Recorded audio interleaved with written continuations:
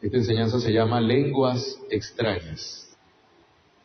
Lenguas extrañas, para los que notan. Pues por supuesto que deben saber de lo que se trata, ¿verdad? Porque por ahí lo hemos hablado, en algunas oportunidades lo hemos comentado. Hemos hecho referencia del don de lenguas. Hemos hecho referencia.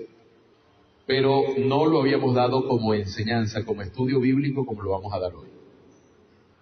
Entonces, bueno, espero que les bendiga.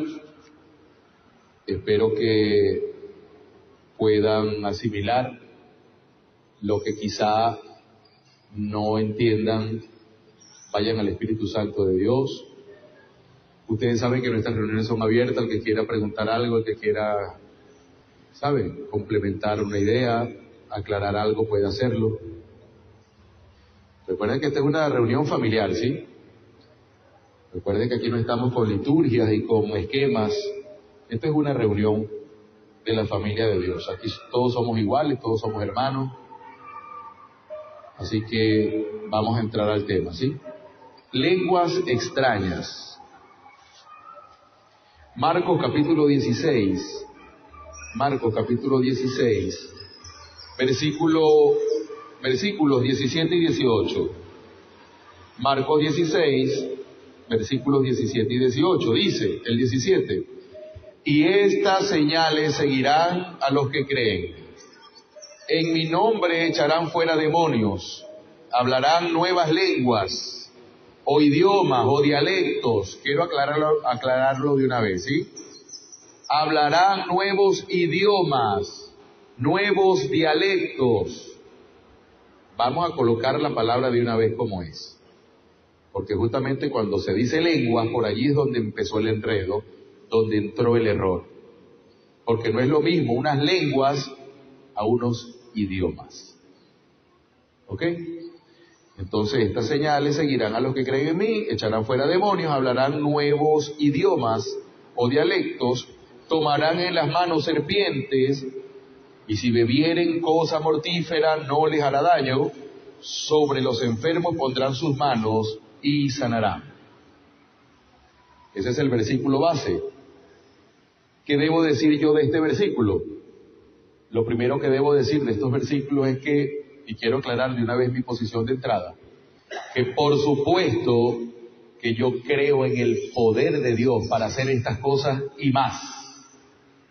Por supuesto que creo que Dios puede hacer que una persona hable en otros idiomas.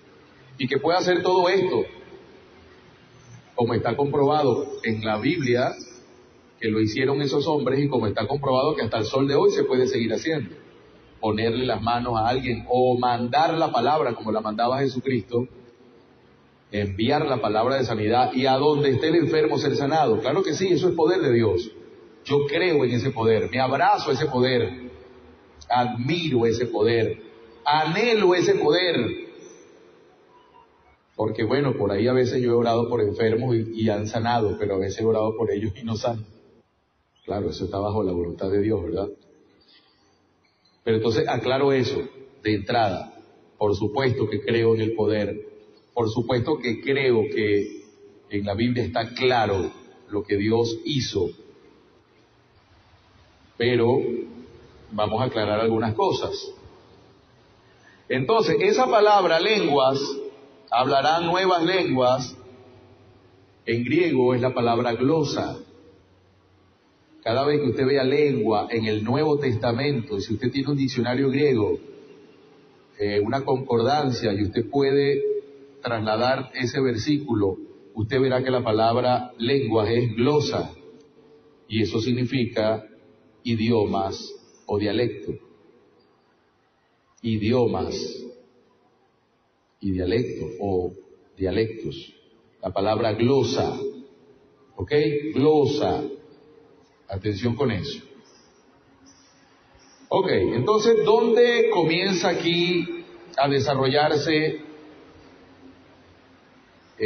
¿Dónde podemos ver que esto comienza a suceder? ¿Cuándo comenzaron a hablar nuevas lenguas, nuevos idiomas? Vamos a Hechos capítulo 2. Hechos, el libro de los Hechos, capítulo 2, del 1 al 13. Hechos 2, del 1 al 13. Ok, no sé si es necesario que lo leamos todo, sí. Recuerden, este fue el día de Pentecostés cuando el Espíritu Santo fue derramado allí en el aposento alto. Fue derramado físicamente en ese lugar y para esas personas. Se dice que había aproximadamente 120 personas en el lugar, ¿verdad? Llévenselo anotado por allí. Hechos capítulo 2, del versículo 1 al 13. ¿Verdad? ¿Qué sucedió? Estas personas fueron bautizadas, revestidas, llenas del poder del Espíritu Santo para predicar el Evangelio, para compartir, para enseñar el Evangelio con nuevos idiomas que por supuesto ellos no conocían. Y allí fue donde se vio el poder de Dios. Allí fue donde se manifestó que había un poder divino que había tomado esta persona. Porque como bien dice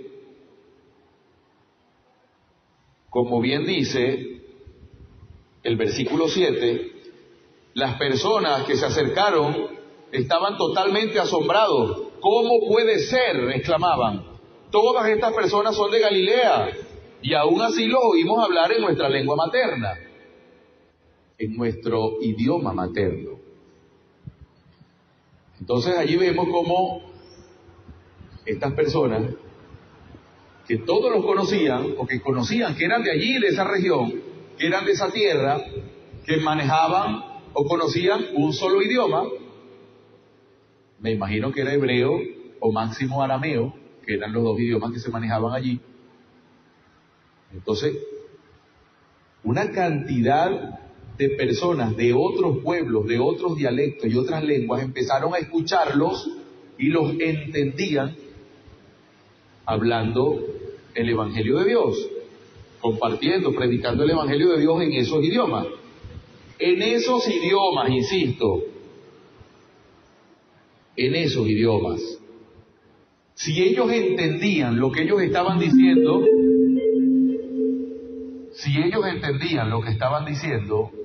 significa que estaban hablando un idioma que existía, ¿verdad?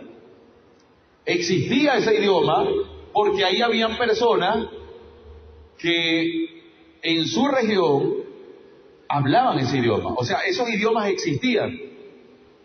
Se dice que en ese momento, en esa situación, se dice que pudieron hablar alrededor de 17 idiomas. En ese momento que se derramó el Espíritu Santo en el aposento alto, esas personas hablaron alrededor de 17 idiomas. Y ustedes dirán, bueno, ¿y eso está dónde? ¿O cómo se confirma eso? Bueno, se confirma en el versículo 9. Aquí estamos nosotros. Y si usted empieza a contar, partos, medos, elamitas, gente de Mesopotamia, Judea, Capadocia, Ponto, de la provincia de Asia, de Frigia, Panfilia, Egipto, las áreas de Libia, visitantes de Roma, cretenses, árabes. O sea, si usted se pone a contar todo eso, usted se dará cuenta que habían alrededor de 17 idiomas involucrados allí. Y esta gente, escogida por Dios, revestida por el poder del Espíritu Santo, pudo empezar a predicar el Evangelio a través de esos idiomas que ellos entendían, y por haber entendido recibieron el mensaje de Dios y glorificaron el nombre de Dios. Por haberlo entendido, los idiomas son medios de comunicación entendibles. Si uno no entiende, ¿cómo te comunicas? Es una herramienta principal, pudiéramos decir que la primaria, o una de las primarias de la comunicación del ser humano, desde el inicio de la humanidad.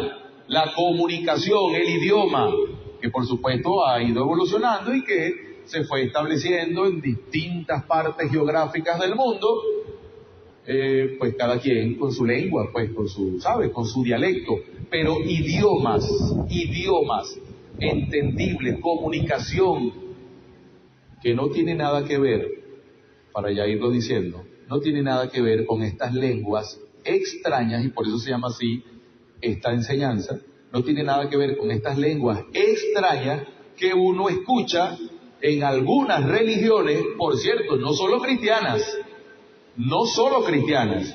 hay unas lenguas muy extrañas, por cierto, eso sí se puede decir directa y con exactitud, en algunas religiones de babalaos y de brujos y de hechiceros, que son lenguas satánicas, que son ininteligibles, no se entienden.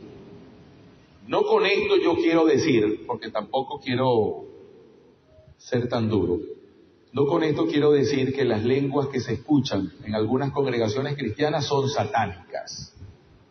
No quiero llegar a tal punto. Que cada quien después de esta enseñanza saque sus conclusiones.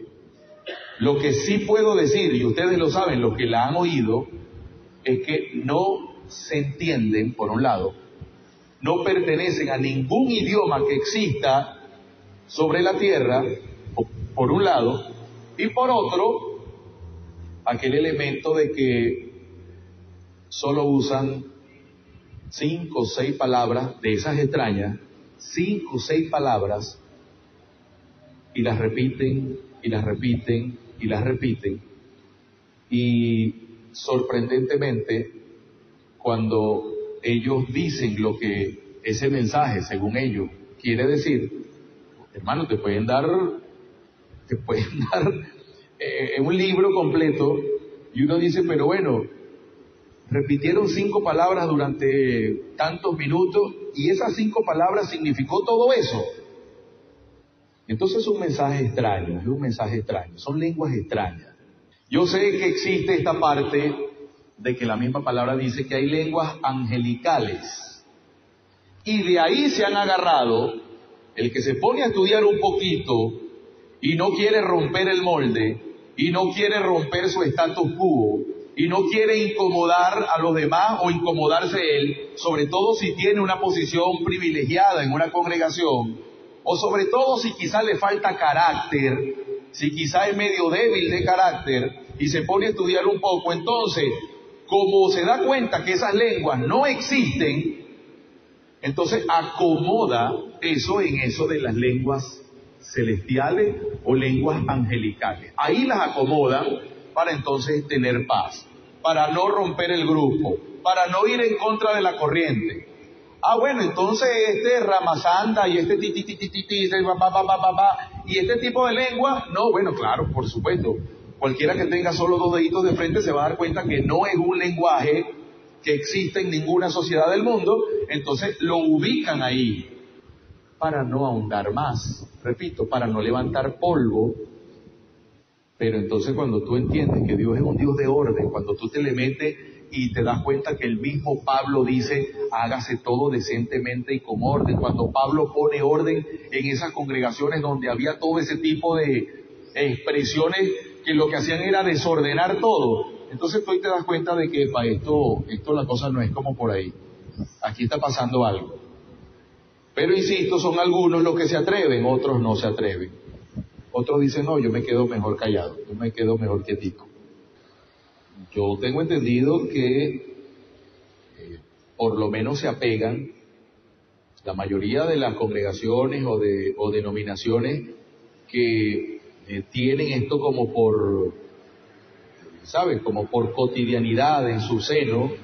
Ellos por lo menos sí obedecen de que tiene que haber un intérprete. A veces la misma persona que manifiesta este tipo de palabras, esa misma persona cuando termina dice, o inclusive hablando entre el lenguaje extraño, él suelta un poco de la lengua esta y suelta también la parte en español, pues en castellano, exacto, como el mensaje. Entonces, y a veces, bueno, hay personas también que tienen el don de interpretar ese tipo de lenguas extrañas. Porque que yo sepa, el don es para interpretar lenguas humanas, pues lenguas para tú dar un mensaje. Claro, o sea, como dos personas, un trabajo en equipo. Alguien está tomado en esas lenguas y está la otra persona al lado, de una vez como dando el mensaje. Está diciendo esto, está diciendo esto, está diciendo esto. Y está el que la misma persona, de esas dos formas que te dije, una que dan el mensaje en ese lenguaje, y cuando termina, que sale del trance, atención con esto, porque entran en una especie de trance. Entonces cuando sale de esto, la persona dice todo lo que es. Vamos a Hechos capítulo 10, el libro de los Hechos capítulo 10, que es otro momento, atención, otro momento donde el Espíritu Santo tomó a personas y las revistió con el poder de hablar en idiomas, de hablar en dialectos, ¿sí? Fue cuando Dios mandó a Pedro a la casa de Cornelio, ¿recuerdan? Lean todo el capítulo 10, ¿sí? En su casa, anótenlo, porque es maravilloso todo lo que sucede en ese capítulo 10. Ahora, ¿qué es lo que sucede? Y ahí en ese capítulo 10, o ahí en esa situación, también Dios, derramando de su espíritu a través de Pedro, Pedro le transmite el poder del Espíritu Santo a los presentes y ellos comenzaron a hablar en lenguas. Ajá, pero vamos a ubicarnos en el contexto, vamos a ubicarnos en la situación, vamos a ubicarnos en la zona geográfica. ¿Dónde estaban? En Cesarea. ¿Estaban con quién? Con Cornelio, un centurión muy importante del ejército romano. Había que recordar que Roma era la capital del mundo. Roma aglutinaba nacionalidades diversas. En el ejército romano habían soldados romanos de distintas nacionalidades, porque lo máximo que existía en ese tiempo era Roma, el imperio romano. Eran muy bien pagados los soldados. Entonces, en vez de estar tú por allí, qué sé yo, criando ovejas, o qué sé yo, en un pueblo de esos perdidos, era mejor pertenecer al glorioso ejército romano, donde te pagaban muy bien. Y había gente de muchos lugares, muchas lenguas. Bueno, se dice que lo más parecido a Pentecostés, lo más parecido, esa manifestación tremenda que hubo ahí, lo segundo en importancia y en estridencia fue lo que sucedió en casa de Cornelio. Porque Cornelio invitó a su familia, invitó amigos, ahí había gente de otras lenguas, había parte de su ejército en esa casa. Entonces, ¿cómo se le predicaba a esa gente? ¿Cómo le predicaba a Pedro, que lo que hablaba era hebreo, o repito, o arameo? ¿Cómo le predicaba Pedro a toda esa gente? Bueno, allí se manifestó otra vez ese poder y comenzaron a hablar todas esas lenguas y esos dialectos en esa reunión. Y vean siempre el fin. ¿Cuál es el fin de ese poder? ¿Cuál es el fin de esa acción de Dios? Predicar claramente el mensaje, que la gente reciba un mensaje, el mensaje fiel, que lo reciba en la lengua, hermano, en la lengua, porque ¿cómo es posible que está este hombre aquí, este estadounidense aquí, que está este portugués, que está aquí este chino, y que se vaya ahí sin el mensaje? Dios necesitaba que ese mensaje llegara. Entonces, alguno de los presentes era lleno del Espíritu Santo y él comenzaba a hablar chino, hermano. Hablar chino, no hablar esta lengua extraña, repetitiva, de 4 o 5 palabras que se repite y se repite. Hablaban en chino, hermano. Hablaban en todos estos idiomas existentes. Entonces, esa es otra prueba. Pero claro, ¿sí? ¿Por qué hablaron en lenguas o en idiomas en casa de Cornelio, porque habían personas presentes de diferentes nacionalidades. Otro ejemplo que está ahí en la Biblia, en el capítulo 19, ahí en Hechos capítulo 19. Llévenselo, por favor, y lo revisan en su casa, pero ¿cuál es este caso o esta situación? El tercer viaje misionero de Pablo. Llegó a Éfeso. En Éfeso, hermano, Éfeso es una ciudad de Grecia. En Éfeso no se habla hebreo, o no se hablaba hebreo, mucho menos arameo. Y Grecia también tenía esa connotación de ciudad cosmopolita, ¿sabe? Recuerden que de los griegos era donde venían todos estos pensadores, Sócrates, Platón, de hecho Roma y todo el mundo está influenciado por la cultura griega, nosotros mismos, todo. Los idiomas tienen su base en el idioma griego, la cultura griega, los deportes, todo viene de allí.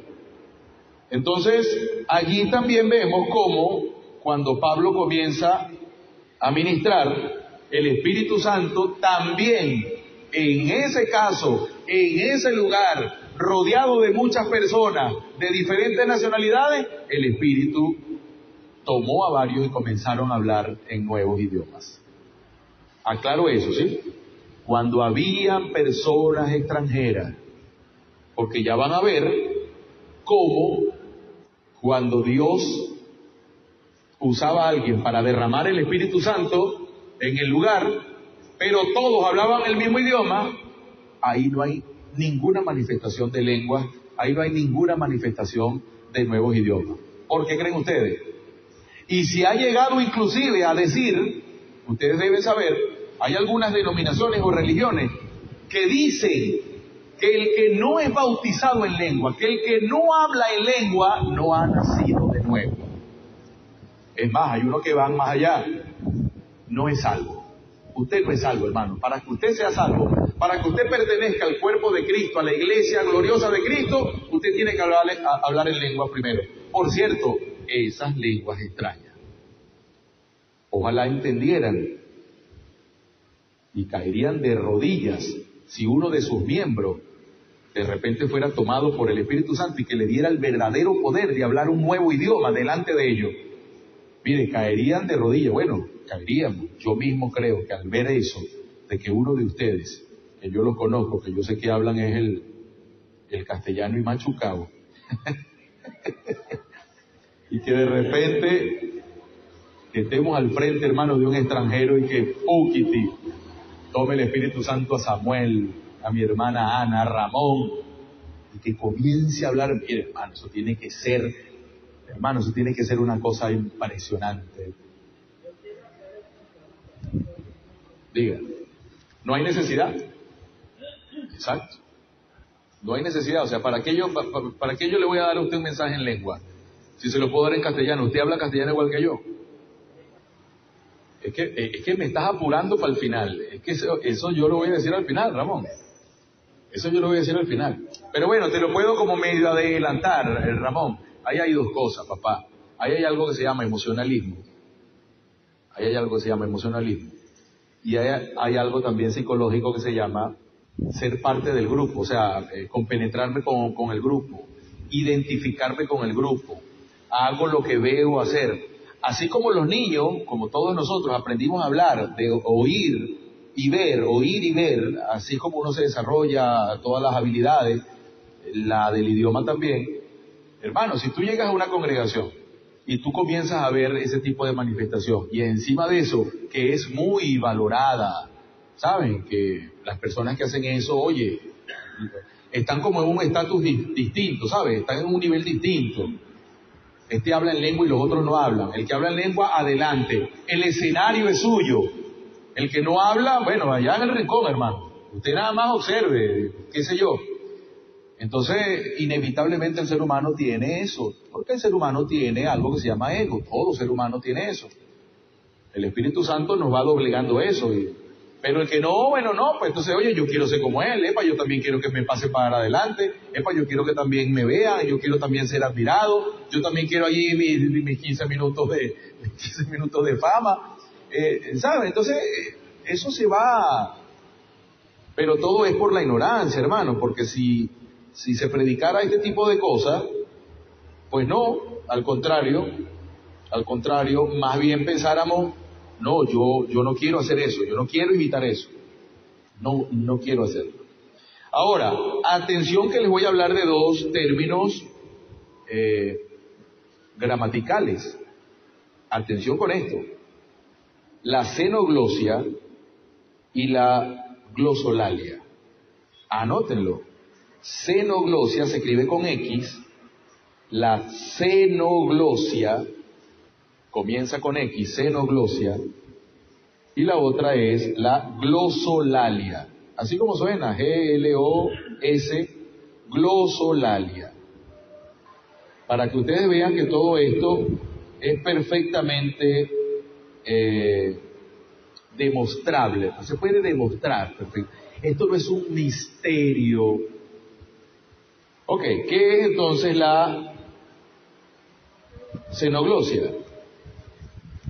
Atención, el don de hablar en idiomas, capacidad sobrenatural de hablar otros idiomas. ¿Por qué sobrenatural? Bueno, por lo que ya dijimos.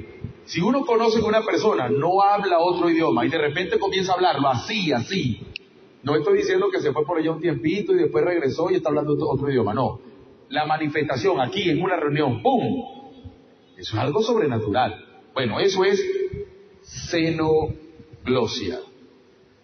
El término relacionado, xenolalia o xenoglosia, se usa para describir el fenómeno en el que el lenguaje que es hablado es una lengua natural previamente desconocida para el hablante. ¿Sí se entiende? O sea, el lenguaje que la persona comenzó a hablar, hermano, está comprobado que esa lengua era desconocida para esa persona. Hasta hace un instante, esa persona desconocía ese lenguaje, ¿vale? Bueno, eso se llama, repito, xenoglosia. Si la xenoglosia consiste en comenzar a hablar de repente en otro idioma completamente distinto del nativo.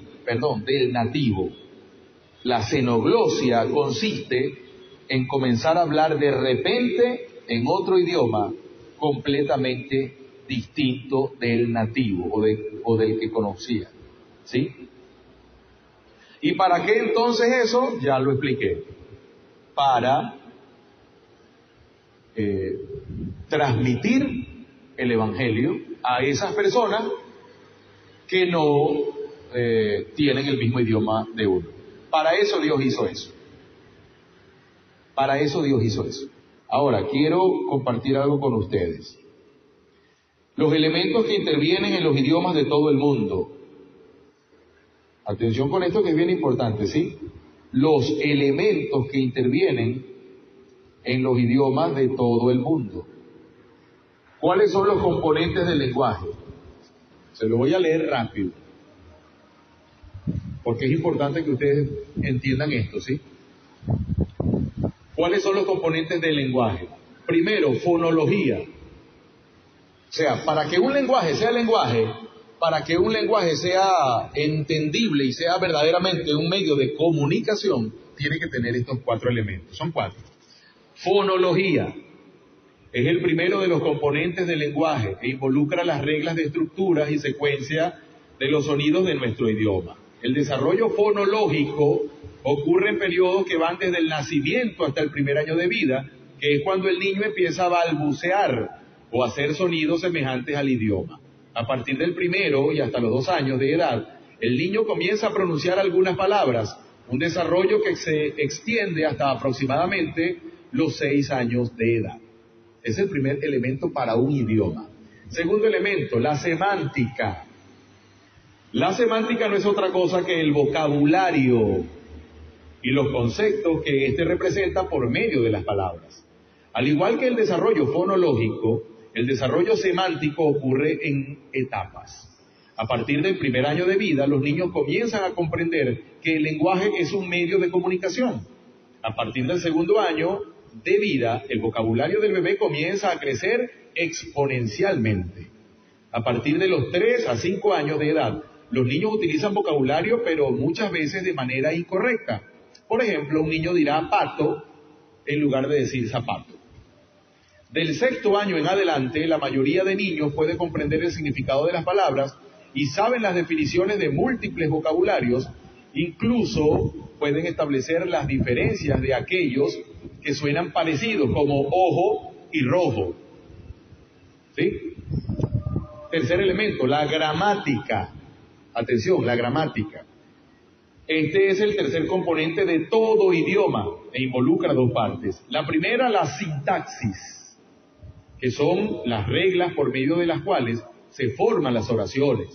El segundo componente de la gramática es la morfología. La morfología se ocupa del uso de marcadores gramaticales que indican tiempo, voz pasiva o activa, entre otros.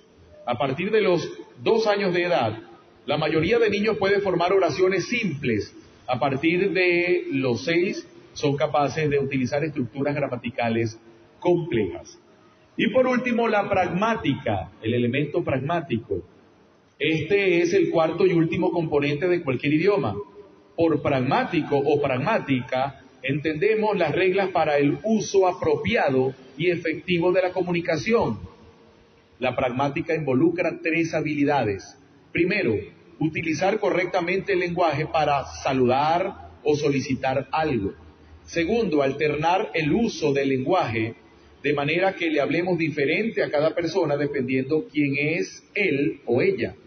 Tercero, seguir reglas tales como esperar a que la otra persona deje de hablar para comenzar nosotros y mantenerse en el tópico de la discusión.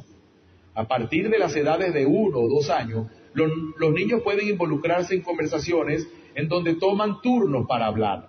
A la edad de 3 años, los niños pueden comprender la interacción del mensaje recibido.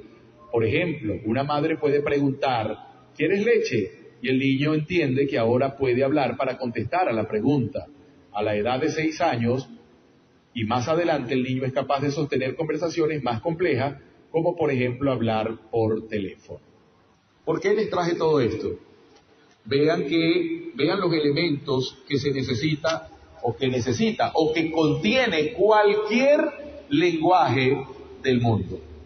Cualquier lenguaje del mundo contiene estos elementos para hacer entonces un idioma, para hacer entonces un lenguaje. ¿Ok? Y usted dirá, bueno, ¿y por qué está hablando de esto? Por lo que más o menos expresé ahorita. ¿Cómo puede ser un lenguaje algo que usa solo 4 o 5 palabras y que solo las repite? Ahí no hay nada de esto. O bueno, quizás lo único que hay sería la fonología, pudiéramos decir, porque la fonología se basa exclusivamente en el sonido, sería. Pero semántica no hay, gramática no hay, pragmática no hay. Entonces eso es un idioma. Ok, ahora sí, vamos a la glosolalia. ¿Qué significa la glosolalia? Atención con esto, ¿sí? Esto está establecido. ¿Qué es la glosolalia? Lenguaje ininteligible. ¿Qué significa ininteligible? Que no se entiende, que no tiene inteligencia. Compuesto por palabras inventadas, atención, y secuencias rítmicas y repetitivas, propio del habla infantil, y también común en estados de trance o en ciertos cuadros psicopatológicos. Oye, vale, cuando uno lee estas cosas, cuando uno entiende estas cosas, uno dice, Dios mío, mi pueblo pereció porque le faltó conocimiento. Impresionante, impresionante. La glosolalia, de acuerdo con los lingüistas, es la vocalización fluida de sílabas sin significado comprensible alguno. ¿Se dan cuenta? No tiene significado. En algunas creencias religiosas, como el pentecostalismo, donde a esta práctica se le conoce como don de lenguas, pero parece que más que eso es una glosolalia, porque hay dos cosas, hay dos elementos que nos dice que eso es una glosolalia. ¿Cuáles son? Primero, palabras ininteligibles, y segundo, un trance. Hay dos cosas, dos elementos, repito, que ubican ese tipo de manifestaciones y de lenguaje como glosolalia y no don de lenguas. Por lo menos no el don de lengua de Dios que está en la Biblia. Por lo menos no es eso. Ok. A tales sonidos se les considera un lenguaje divino, desconocido al hablante. Algunos resuelven esto mediante un colaborador que traduce el sinsentido que articula el hablante. Tremendo, ¿verdad? O sea, está hablando algo sin sentido, pero bueno, hay un ungido de Dios allí que sí entiende el sinsentido. Él sí entiende el sinsentido, el resto no lo entiende. ¿Cómo se diagnostica la glosolalia? Bueno, es un grave trastorno del habla por el que el sujeto se expresa con un léxico propio, imaginario e incomprensible, formado mediante la adjudicación de nuevos sentidos a las palabras y a través de una serie de automatismos fónicos con la convicción de estar empleando un lenguaje nuevo. Claro, es que aquí dijo, es que si recuerdas que aquí dice algo de psicopatía, psicopatológico, ciertos cuadros psicopatológicos. Imagínate tú, lo que se está despertando, lo que hacen despertar los que cultivan este rol, los que no son capaces de decir basta. Imagínense lo que están despertando. Entran en un trance. Miren, lo digo desde mi experiencia propia. Yo experimenté esos trances. ¿Miguel en algún momento experimentó esos trances? Sí, ¿verdad? Yo experimenté esos trances. Mi esposa lo experimentó. Claro, es que la gente termina pensando en eso, y los líderes que quizás te escuchan, si tú vas a uno de ellos a contar, a desnudar tus sentimientos y a decir, mire, estoy pasando esto, se agarran de ahí. No, tranquilo, que usted todavía está en la carne, y pum, pum, pum, y te van metiendo. Y ahí es donde uno dice, ¿y entonces por qué obliga a todo creyente que tiene que hablar en lengua? Eso es un don, y no es para todo el mundo, cada quien tiene un don, que es justamente lo que vemos bíblicamente. Ahí nadie estaba pidiendo nada, eso llegó y punto. En cambio aquí es por imitación, hermano. O sea, tú empiezas a ver eso, te repito, que ellos tienen como otro nivel, son como los admirados de la congregación, son los instrumentos. Bueno, de hecho, cuando un domingo no había una manifestación de esa, uno decía, concha, el culto hoy este culto estuvo aburrido, estuvo frío hoy. ¿Ves? Pero cuando se manifestaba eso, bueno, uno se iba a la casa y uno veía a esas personas con admiración. Así es, hermano, gloria a Dios. Bueno, estoy tranquilo. O sea, porque a veces hay temas que yo toco y hay gente que no conozco y Dios mío, me pongo aquí como a sudar. Hoy estoy bien porque yo sé que todos ustedes pueden recibir esto. Miren, recuerdan que Pablo dice, si ustedes hablan en lenguas, yo hablo mucho más lenguas que ustedes. Bueno, se agarran de ahí de que era que Pablo hablaba este tipo de rabasaca. No. Miren, Pablo está comprobado que hablaba por lo menos 4 idiomas. ¿Por qué? Porque al Pablo ser judío, sin duda que Pablo hablaba hebreo, pero en el tiempo de Pablo el arameo era muy usado. Sin duda que Pablo hablaba hebreo y arameo. Pero recuerden que Pablo era ciudadano romano. Sin duda que Pablo hablaba el idioma romano, que algunos dicen que es italiano. No, en ese tiempo no existía el italiano. Roma usaba el latín, hablaba latín. Pablo hablaba el latín, no tengan duda de eso. Ese es el tercero. ¿Y quién escribió las cartas ¿quién escribió la mitad, más de la mitad del Nuevo Testamento en griego? Pablo. O sea, Pablo hablaba en griego. O sea, Pablo por lo menos hablaba 4 idiomas. Por lo menos, lo más probable es que Pablo quizá hablaba 1 o 2 idiomas más. Por eso él decía, si ustedes hablan en lengua, si ustedes hablan idiomas, yo también hablo más que ustedes. ¿Ves? Pero, repito, lenguas que existían, estamos hablando de arameo, estamos hablando de hebreo, estamos hablando de griego, o sea, lenguas comunicacionales, no sonidos extraños. ¿Ok? Entonces, bueno, importante eso de Pablo, ¿sí? Pablo hablaba por lo menos 4 idiomas. Vamos a esa primera de Corintios capítulo 14 que mencionó hace rato Ernesto. Primera carta a los Corintios capítulo 14. Bueno, ahí es donde, bueno, lo que pasa es que es largo. Bueno, pero pudiéramos leerlo. Bueno, aquí es donde Pablo explica, pone orden, prioriza, atención, prioriza. Algunos aman esas lenguas, hermanos, y eso es lengua y lengua y lengua, y el que no está bautizado en lengua y tal. Y aquí Pablo explica claramente que por encima de la lengua, en tal caso, está el don de profecía. Entonces, ¿cuál es el apego con lo de las benditas lenguas? Es mucho más necesario para el pueblo de que alguien sea el canal de Dios y que pueda profetizar lo que Dios está mandando a decir. Es mucho más saludable, necesario que unas lenguas, sobre todo, repito, estas lenguas extrañas. Bueno, leamos un poco. El 1 dice, que el amor sea su meta más alta, pero también deberían desear las capacidades, bueno, pero ya va, que estoy en la Nueva Traducción Viviente. Déjenme irme por lo menos a la NBI. Empéñense en seguir el amor y ambicionen los dones espirituales, sobre todo el de profecía, porque el que habla en lengua no habla a los demás, sino a Dios. En realidad nadie le entiende lo que dice, pues habla misterios por el Espíritu. De ahí se agarran, ¿ves? De ahí se agarran, ¿ves?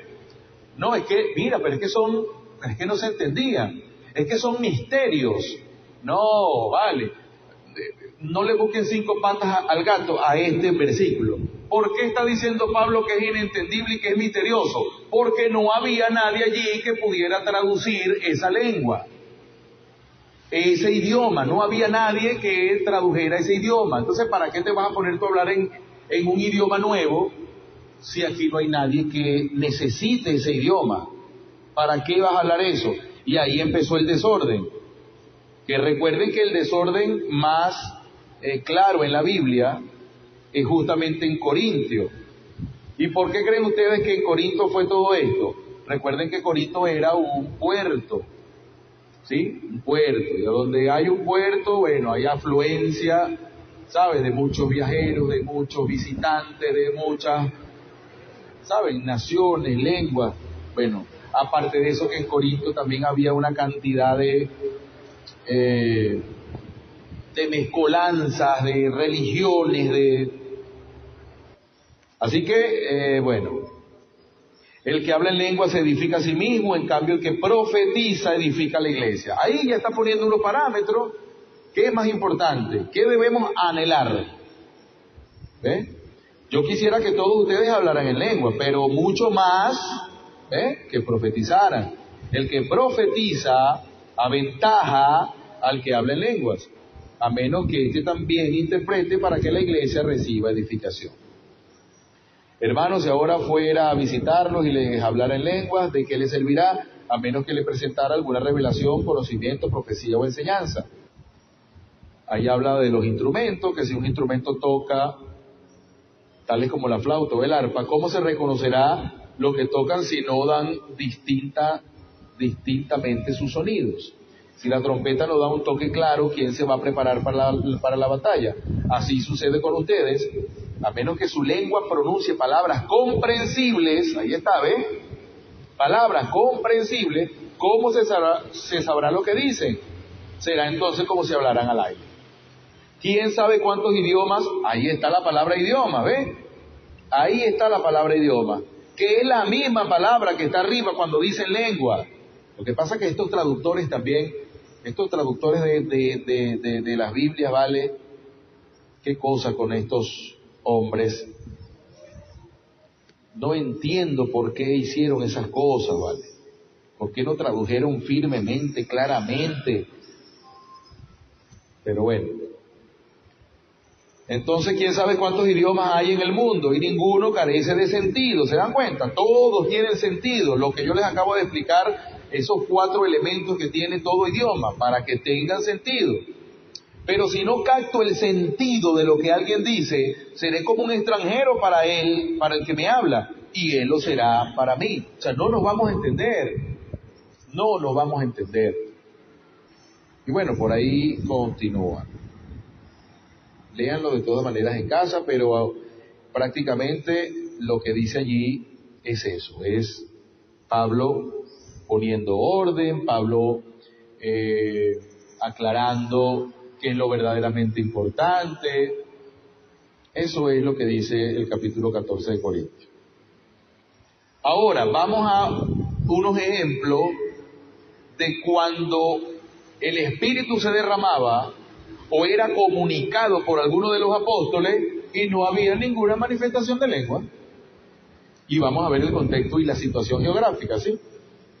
Pedro y Juan ante el concilio. Eso está en Hechos capítulo 4. Hechos capítulo 4, versículo 31.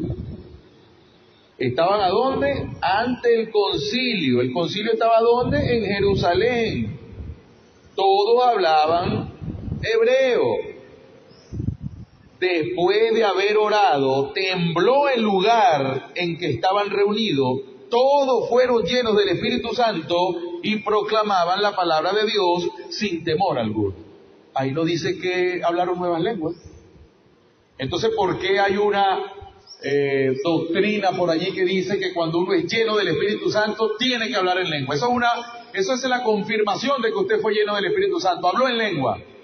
No. Ajá, bueno, y encima tienes que caerte, ¿verdad? Caerte o temblar o dar vueltas allí. No, mira, ¿por qué creen ustedes que allí no hubo la manifestación de nuevas lenguas? Porque estaban todos entre hebreos, hermano, ahí eran todos hebreos. ¿Para qué iban a haber nuevas lenguas allí? ¿Para qué? ¿Para qué?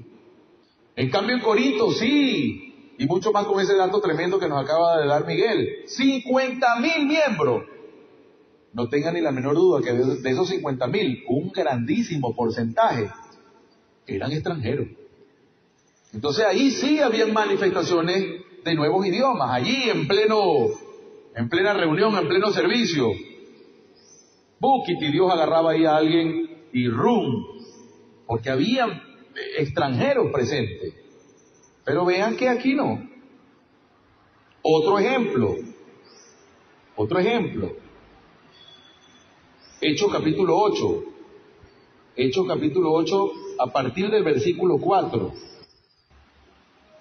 Cuando Felipe fue a Samaria, en Samaria se hablaba hebreo, se hablaba arameo, en Samaria. Vean lo que sucedió allí. Los que se habían dispersado predicaban la palabra por donde quiera que iban. ¿Se dan cuenta cómo era necesario ese don en ese momento? Dios los mandó hasta los confines de la tierra. Y entonces si tú llegas a un pueblo, allá a una ciudad donde hay un nuevo idioma, ¿qué ibas a hacer tú ahí? Bueno, esos hombres eran tomados por el poder del Espíritu Santo y predicaban en esa lengua. Felipe bajó a una ciudad de Samaria y les anunciaba al Mesías. Al oír a Felipe y ver las señales milagrosas que realizaba, mucha gente se reunía y todos prestaban atención a su mensaje. De muchos endemoniados, los espíritus malignos salían dando alaridos, y un gran número de paralíticos y cojos quedaban sanos, y aquella ciudad se llenó de alegría. ¿Se dan cuenta? Por eso esa explosión, esa multiplicación de creyentes tan tremenda. Bueno, ahí es donde conocen a Simón el hechicero, que el propio Simón se convirtió inclusive, creyó y andaba por ahí con ellos. Entonces, el 17 dice, entonces Pedro y Juan les impusieron las manos y ellos recibieron el Espíritu Santo. Al ver Simón que mediante la imposición de las manos de los apóstoles, ahí sigue narrando, pero se dan cuenta que no dice, y comenzaron a hablar en lengua. No, recibieron al Espíritu Santo. ¿Por qué no hablaron en lengua? Porque estaban en Samaria, porque todos hablaban el mismo idioma. ¿Se dan cuenta? Entonces no es algo, el que recibe el Espíritu Santo tiene que hablar en lengua, ¿no? Y en la conversión de Pablo, hermanos, eso está en el capítulo 9, Hechos capítulo 9, del 1 al 19. Cuando Pablo recibe el poder del Espíritu Santo que se lo transmite a Ananías, ahí no dice que Pablo empezó a hablar en lengua. ¿Y para qué iba a hablar Pablo en lengua si estaba con Ananías y los dos hablaban el mismo idioma?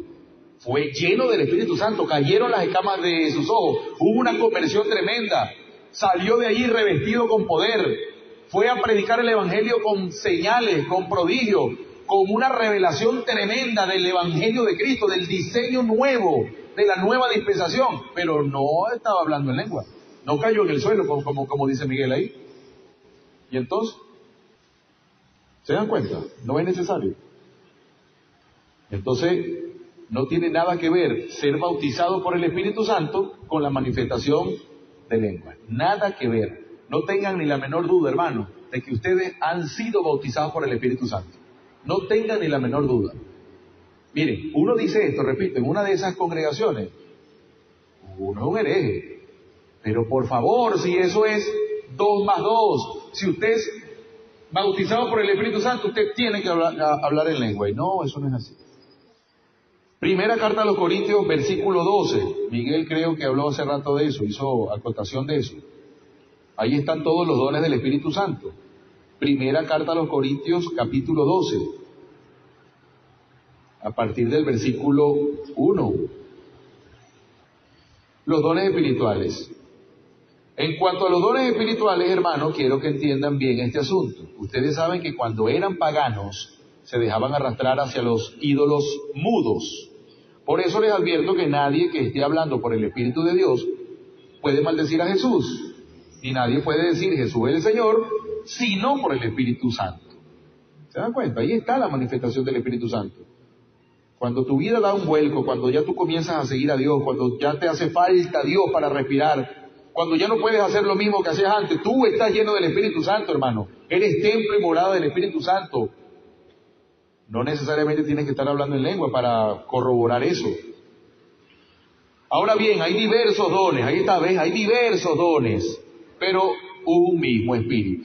Hay diversas maneras de servir, pero un mismo Señor. Hay diversas funciones, pero es un mismo Dios el que hace todas las cosas en todos. A cada uno se les da una manifestación especial del Espíritu para el bien de los demás. A unos, y ahí está la diferenciación, a unos Dios le da por el Espíritu palabra de sabiduría, a otros por el mismo Espíritu palabra de conocimiento, a otros fe por medio del mismo Espíritu, a otros y por ese mismo Espíritu dones para sanar enfermos, a otros poderes milagrosos, a otros profecías, a otros el discernir espíritu, a otros el hablar en diversos idiomas y a otros el interpretar esos idiomas. ¿Sí ven? Hay una cantidad de dones. Todo esto lo hace un mismo y único Espíritu, quien reparte a cada uno según Él lo determina. No es para todos lo mismo, hermano. No todos tenemos el mismo ministerio, no todos tenemos los mismos dones, los mismos talentos. Entonces, ¿cómo nos van a meter a todos en un mismo saco? Y mucho menos poniéndonos esa carga tan terrible. Gente por ahí triste, gente por ahí que ya no sabe qué hacer, se están desgastando de tanto ayunar, de tanto vigilar, pidiéndole a Dios, bautízame con la lengua porque quiero ser salvo. Imagínate la carga que le ponen a esa gente, la tristeza, el dolor, revisándose, ¿qué estoy haciendo mal? ¿Qué estoy haciendo mal? Y resulta que estoy seguro que viven mejor y llevan una vida de más santidad que los líderes que enseñan esa doctrina perversa. Bueno, aquí viene algo que bueno, que ya es un poco, que quizás es otro tema, porque Pablo indica que iba a llegar un tiempo en que iba a finalizar esos dones. Lo que pasa es que ahí entraríamos a otro tema, entraríamos por ejemplo al tema del continuismo o al tema del secesionismo. Estas son dos corrientes que existen de pensamiento, pues, en el cristianismo. Una corriente dice que todo lo que está en el Nuevo Testamento, todos estos dones y talentos continúan hasta el sol de hoy, y está el secesionismo que dice, quizá tomándose de este versículo justamente, que dice que eso finalizó con los apóstoles, que hasta ahí llegó todo. Pero yo me ubico en medio. Me ubico en medio porque pienso que hay muchas señales, hay muchos ejemplos, hay muchas situaciones en donde vemos que esos dones todavía siguen fluyendo, que todavía sigue manifestándose ese poder.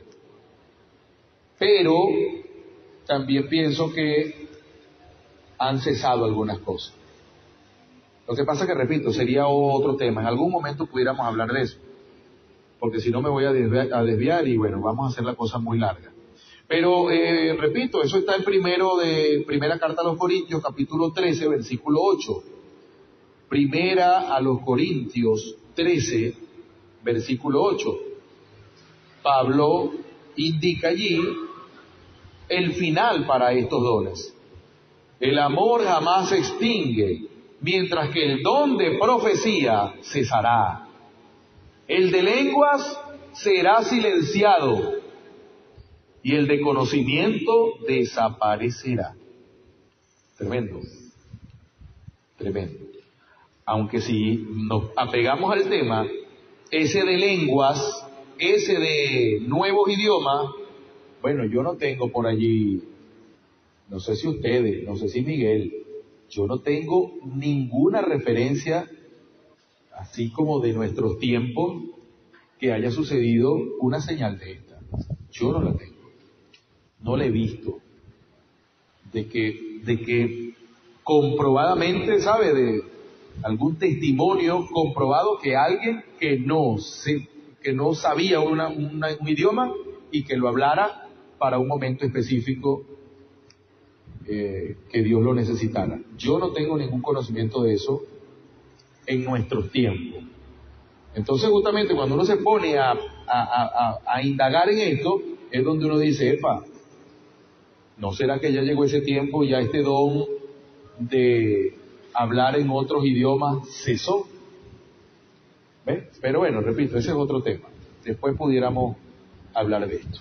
Ahora, ya para terminar, quiero hablarles de estas lenguas que están establecidas en las congregaciones cristianas, en algunas congregaciones cristianas, sobre todo en el área pentecostal. Yo les he colocado lenguas babilónicas, yo les digo así, porque son falsas, y dentro de lo que cabe, ahora sí lo puedo decir, son lenguas demoníacas. Una de las cosas que estas lenguas tienen es la repetición, como ya lo dije, repiten. Y buscando yo qué es esto que se repite, aparte del rosario católico, ¿verdad? Que uno tiene conocimiento del rosario católico que se repite y se repite, empecé a buscar otras cosas. ¿Qué otra cosa se repite por allí? Y resulta que conseguí que hay algo que se repite mucho que se llama mantra. Los mantras, eso tiene que ver con la religión hindú.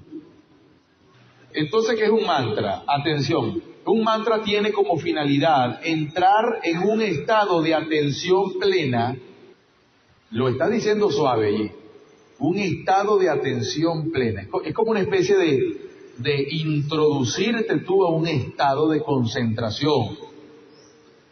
Los mantras ayudan a eso. En esa religión hindú, ¿sabes? Son unas oraciones, unos rezos, unas expresiones que van preparando a la persona para entrar. Bueno, ¿saben qué se usa como mantra en el cristianismo? La adoración, ¿sabes? La música, el tipo de música que se usa, el tipo de mensaje que se da, ahí se comienza a manipular desde los sentidos, desde los sentimientos humanos, allí se comienza a manipular. Eso pudiéramos decir que es una especie de mantra. Se comienza a preparar para que las personas comiencen a entrar, a manifestar entonces este tipo de... y no me vayan a confundir, o no vayan a confundir esto que estoy diciendo. Una cosa es usar ese tiempo específico de cantarle a Dios, ¿verdad? Y abrirte tú allí en tu cámara secreta, porque como siempre digo, no pierdan el tiempo mirándome, ¿sí? O el que esté cantando aquí, o el que esté danzando. No, bueno, quizá la danza, quizá uno sí debe como mirarla un poco más. Con todo y eso, pues no necesariamente uno tiene que estar clavado ahí con la persona que está danzando. Use ese tiempo para, ¿saben? Esa cámara secreta allí, esa relación allí, esa conversación, ese desnudarte allí, ese hablar, ese... No estoy diciendo que eso esté mal, no, es un buen momento, es el momento adecuado, es el momento adecuado. Esto está diseñado por Dios, esta reunión divina está diseñada por Él, para que ese momento sea bien enriquecedor. No estoy hablando de que eso entonces ahora es un mantra, o de que aquí se está manipulando. No, esos son momentos en que uno se abre y uno fluye. Bueno, mire cómo fluyó hoy. Hoy fluyó, fue de muchas gracias. Me dio por agradecer, y gracias, y gracias, y gracias. Y yo me quebranté en la presencia de mi Señor, y gracias. Pero yo ni me estaba preparando yo, ni los estaba preparando ustedes para que ustedes entren en algún tipo de trance. ¿No? Sencillamente y llanamente yo estaba usando ese tiempo para... ¿Sí? Pero desde el punto de vista, o mejor dicho, en el ámbito de la religión establecida, sobre todo esos que andan buscando siempre, que tienen un interés de por medio, el interés de tener grandes congregaciones, el interés de que hayan grandes entradas económicas para esa congregación, esa gente sí manipula. Entonces pudiéramos decir que eso es una especie de mantra, porque tiene como finalidad entrar en un estado de atención plena, que es el elemento principal para regular nuestra felicidad y bienestar personal. Para ello se recitan los mantras, palabras con cierta musicalidad, de manera repetida, ¿ves? Una especie de rezo, para alcanzar el objetivo final. Tradicionalmente se han usado para entrar en trance. Claro, aquí estamos hablando, repito, de esa religión hindú, porque esto viene de allí. Ok, pero cuando una persona de esta es tomada, no sabemos por quién, pero por el Espíritu Santo de Dios no es. Cuando una persona de esta es tomada y entra en trance y comienza a soltar estas lenguas extrañas, esas lenguas lleva a toda la congregación a un mantra. Ahí es donde viene el efecto dominó. Ahí es donde esa manifestación que tomó a uno, es donde ven que comienza y agarra al otro, y agarra al otro, y agarra al otro. Y entonces tú ves a veces 3, 4 personas, como poco, 3 o 4 personas allí tomadas. Porque a veces se dan los casos que es toda la congregación. Y si no es toda, por lo menos el 80, 90%. ¿Sí? Ok, entonces miren, estamos terminando, pero no puedo terminar, por supuesto, sin este tremendo detalle que quiero compartir con ustedes. Voy a compartir solo 3 o 4 palabras de estas muy conocidas. Hay muchas, pero voy a mencionarles las más conocidas, de estas lenguas extrañas. Supongo que recuerdan el Rabakanda. Rabakanda, la palabra Raba o Rabá significa maestro. Atención, miren, con estas palabras que les voy a compartir, tienen 2 vertientes estas palabras. Tienen 2 vertientes. Hay unas que son, como dije, ininteligibles, no se entienden, no tienen ningún significado. Pero hay algunas como estas que tú te pones a buscar y a investigar y te das cuenta, epa, sí tienen un significado. Sí tienen un significado en otras religiones, sí tienen un significado en el mundo pagano, sí tienen otro significado en religiones que adoran múltiples dioses y que tienen una forma de conducirse bien fea. Entonces el Rabba o Rabá significa maestro. Eso viene de la misma palabra rabí, ¿saben? Rabí, Rabá, maestro. Rabakanda. Entonces Rabba es maestro. Ahora, ¿qué es Erakanda? Espada recta que simboliza el conocimiento de Dios. Está situada entre dos espadas curvas llamadas kirpans. Los kirpan, espadas curvas que representan la soberanía política y la espiritual. Y en el medio también hay otra espada que se llama chakar, que es completamente redonda. Es un arma en forma de disco que simboliza la unicidad de Dios. Claro, aquí dice Dios y Dios, ¿verdad? Pero cuando tú estudias de dónde viene esta espada y qué Dios es este, entonces te darás cuenta que esta espada es la espada del Dios de los Sij. Se escribe S-I-J-S. Es una religión que se llama el sijismo. Se trata de una religión joven que se fundó en el siglo XV por seguidores de la India y Pakistán. La creencia principal de esta religión se basa en la fe en el Dios universal Waheguru. Ese es el Dios de ellos, un tal Waheguru. O sea, que el Kanda es la espada de este Dios. Entonces cuando uno escucha Rabakanda, está diciendo el maestro de la espada de Waheguru, de la religión del sijismo. Entonces vean lo que se puede estar colando dentro del cristianismo. Ahí es donde volvemos a caer, hermano Jorge, con el sincretismo. ¿Sí recuerda cuando hablamos de eso? Esa mezcolanza de religiones, de dioses, entrando en el cristianismo. Entonces vean lo que puede significar el Rabakanda. Ahora, buscando más del Kanda, el Kanda tiene que ver también con el Tantra, atención, con el Tantra, y el Kanda entonces es un punto de energía que se encuentra entre los genitales. Se encuentra entre los genitales, el Kanda. Entonces, ¿qué significa esto Rabakanda? ¿Qué están diciendo ahí? ¿A quién están invocando? ¿Qué están trayendo a la congregación de Cristo? ¿Qué es este punto de energía que está entre los genitales? ¿Maestro de qué? Rabakanda. Rabaquía. ¿Sí lo han escuchado? Rabaquía. Bueno, Raba dijimos que era maestro, ¿verdad? ¿Saben qué significa Kia? Persona débil. Persona débil. Rabaquía, maestro de las personas débiles. Vean lo que están diciendo. ¿Y quién lo dice? ¿Quién está denigrando de la congregación? ¿Quién está denigrando de los hermanos? ¿Por qué los insultan así? Entonces tiene razón Miguel cuando dice, eso no es de Dios. Eso no viene de Dios. Dios no va a insultar a sus propios hijos. ¿Qué significa Rabasaya? Rabasaya, Raba, maestro, Saya, yo. Cuando dicen Rabasaya, están diciendo yo soy el maestro.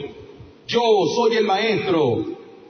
Y nadie puede abrogarse la autoridad de Dios.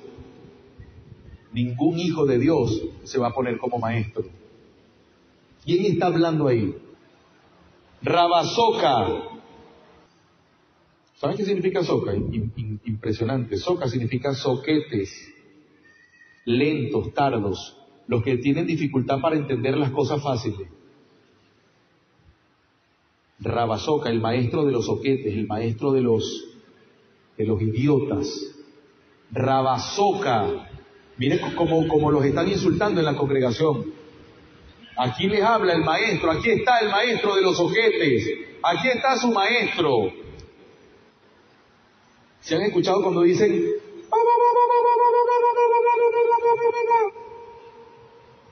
¿Saben qué significa baba?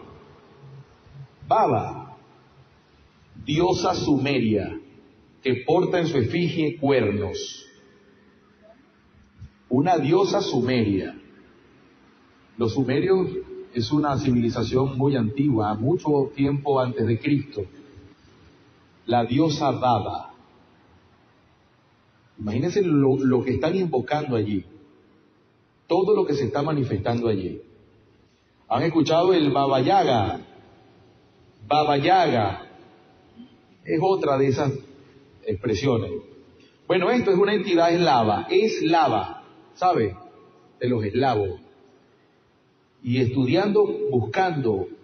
Bueno, resulta que esta es una bruja en la cultura eslava. Una bruja antiquísima. Una bruja. Que tenía una pata de hueso. Una pierna era solo hueso. La otra estaba bien, pero la otra caminaba solo hueso, como un esqueleto. Encima de eso tenía dientes de hierro. Una bruja temible de ese país. Baba Yaga, que también es otra de las expresiones que se escuchan en las congregaciones cristianas. Chamaya, chamay, son expresiones que se escuchan ahí. Desolación, desolado.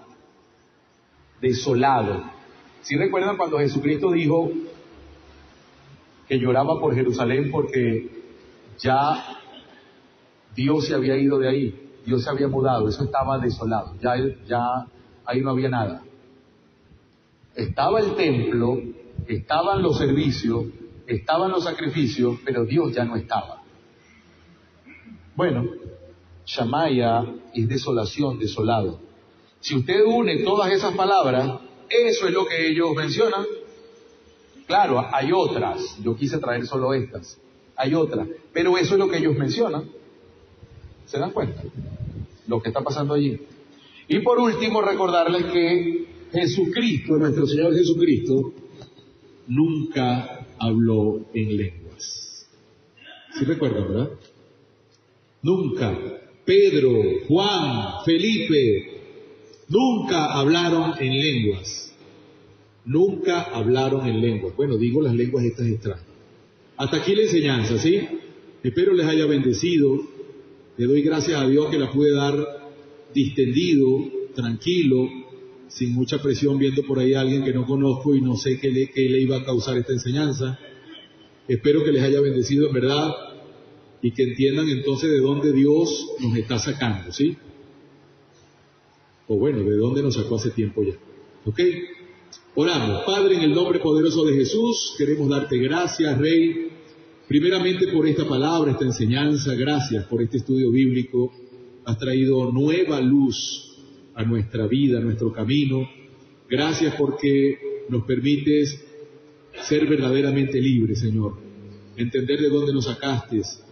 Te pedimos que nos des la sabiduría, el entendimiento, la fortaleza, el valor para poder predicar esto en muchos lugares y que entonces muchos hijos tuyos que están esclavizados por la religión. Tú, Cristo, los hiciste libres de Satanás, pero ahora la religión los esclavizó, Señor. El error los esclavizó, Señor. Te pedimos que nos ayudes a llevar este mensaje a muchos lugares. Todos los hermanos que hoy están presentes aquí, que puedan ser portavoces de este mensaje, en el nombre poderoso de Jesús. Te damos gracias, Rey. Nos retiramos de este lugar, dándote gracias por permitirnos reunirnos. Llévanos en paz y en bendición. Pon en nosotros el domingo que viene nuevamente el querer como el hacer, de venir, de congregarnos, de cumplir esa ordenanza tuya, porque aquí hay bendición y vida eterna cuando nos reunimos, Señor. Gracias, Padre. Te bendecimos y te adoramos por siempre. Amén.